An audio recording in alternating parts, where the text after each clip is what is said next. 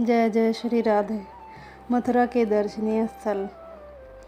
श्री कृष्ण जन्म स्थान। श्री कृष्ण जन्म स्थान का निर्माण सर्वप्रथम श्री कृष्ण जी के प्रपौत्र श्री बजरंगनाथ जी ने कराया था।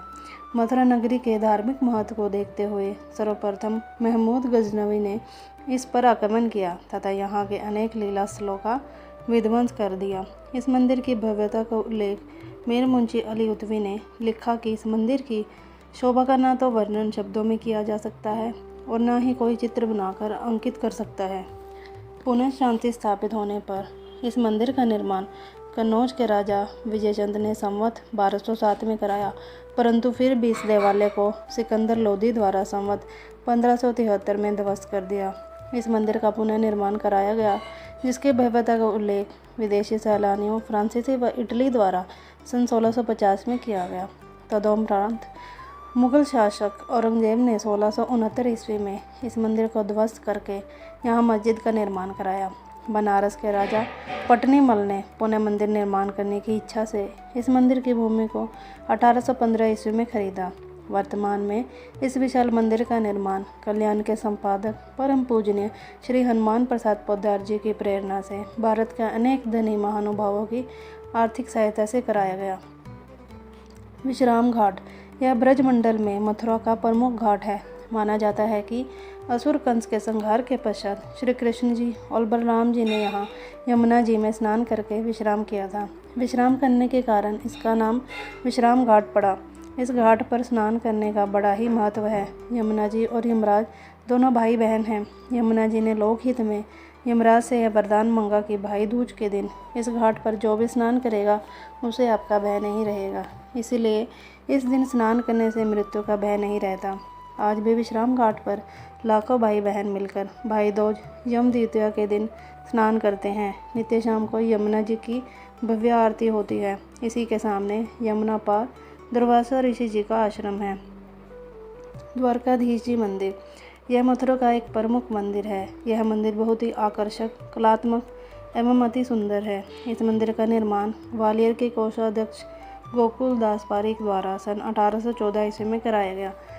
इस मंदिर की सेवा पूजा वल्लभ कुली संप्रदाय के गोस्वामी द्वारा की जाती है। मधुवन। यह वन महोली ग्राम में स्थित है। सतयुग में भगवान विष्णु ने यहीं पर मधु कैटभ नामक असुर का वध किया था। त्रेता युग में मथुरा नगरी नवलासुर के भय से भयभीत थी। तब शत्रुघ्न जी ने लवणासुर का वध करके सभी मथुरावासियों को भयमुक्त किया।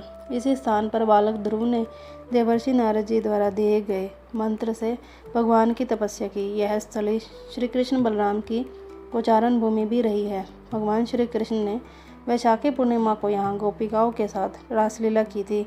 यहाँ ध्रुव टीला, कृष्ण कुंड, लवणासुर की गुफा आदि दर्शनीय स्थल हैं। तालवन। श्री कृष्ण बलराम एवं अन्य सखा गाय चराते चराते यहाँ पहुँच गए थे। सभी ग्वाल वालों को यहाँ पहुँचकर भूख लगने लगी। तालवन में ताल वृक्ष पर लगे ताल फलों की सुगंध से उन्हें बहुत भा रही थी, लेकिन ग्वाल वालों को धेनुकासुर के कारण फल तोड़ने से डर लग रहा था। तब श्री कृष्ण बलराम ने ताल वृक्षों को हिलाना आरंभ कर दिया, जिसकी ध्वनि सुनकर धेनुकासुर क्रोधित हो गया और कृष्ण बलराम पर झपट पड़ा। बलराम जी ने धेनुकासुर का वध करके सभी ग्वाल वालों को भयमुक्त कर दिया। तब सभी ने ताल फल खाकर अपनी भूख को शांत किया। यहाँ बलदेव जी का मंदिर और बलभद्र कुंड दर्शनीय स्थल हैं। पोतरा कुंड। श्री कृष्ण जी के जन्म के समय के कपड़ों को यहीं धोया गया था। यह कृष्ण जन्म स्थान के समीप स्थित है। भूतेश्वर महादेव। स्वयं भगवान भोलेनाथ भी श्री कृष्ण की दिव्य लीलाओं को देखने के लिए ब्रज में विभिन्न जगह विराजमान है।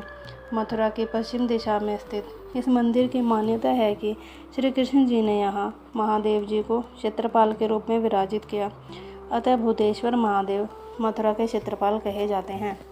यहाँ पाताल देवी के दर्शन भी हैं। शांतनु कुंड। यह मथुरा गोवर्धन मार्ग पर सतोहा ग्राम में स्थित है।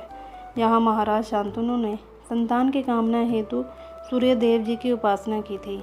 सूर्यदेव जी ने प्रसन्न होकर उनकी यह इच्छा पूर्ण की। आज भी कृष्ण भक्त संतान कामना लेकर यहाँ आते हैं। यहाँ शांतनु बिहारी जी का मंदिर है। कुमुदवन। यह श्री कृष्ण जी का विहार स्थल है। श्री कृष्ण बलराम अपने सखाओं के साथ यहाँ गोचारण के लिए आते थे एवं यहाँ जल क्रीड़ाओं में भी मग्न हो जाते। सभी सखा अपने गायों को घेरने चले गए। तब श्री कृष्ण जी मधुर बांसुरी बजाने लगे। उस कर्ण प्रिय ध्वनि को सुनकर आकर्षित हुई ब्रजबालाएं मधुर ध्वनि का अनुसरण करते हुए यहाँ आ पहुँची और बांसुरी की प्रेम रस से भरी ध्वनि में मग्न हो गई। इसी वन में गंगा सागर कुंड है। कंकाली टीला, यहाँ कंकाली देवी जी का मंदिर है। कंस द्वारा पूजित होने के कारण यह कंसकाली या कंकाली देवी कहलाती हैं। यह वही अष्टभुजा सिंह वाहिनी दुर्गा देवी हैं जिन्हें कंस ने देवकी की 8वीं संतान समझकर उसे मारना चाहा था, किंतु देवी उसके हाथों से छूटकर आकाश में चली गई थी।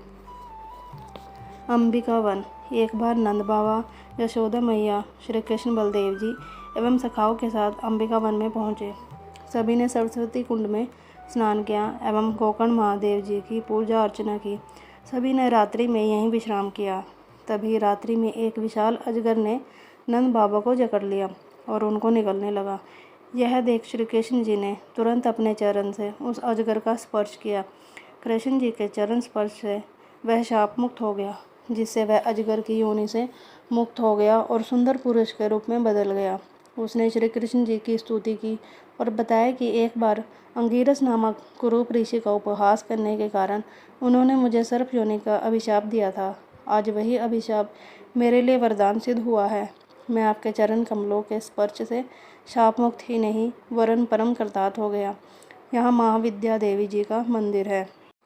कंस किला, यमुना किनारे स्थित यह स्थान जीर्ण शीर्ण अवस्था में यह किला कंस किले के नाम से प्रसिद्ध है। यहाँ से प्राप्त भग्नावशेष मूर्तियों आदि से सिद्ध हो चुका है कि यह कंस का निवास स्थान था। बिड़ला मंदिर, यह मथुरा वृंदावन मार्ग पर स्थित है।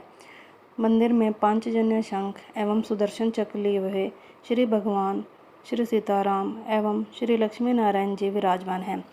दीवारों पर चित्र व उपदेशों की रचना मनमोहक है। एक स्तंभ पर संपूर्ण श्रीमद् भागवत गीता लिखी हुई है। जब आप मथुरा आएँ तब इन स्थलों के दर्शन अवश्य करें। जय जय श्री राधे।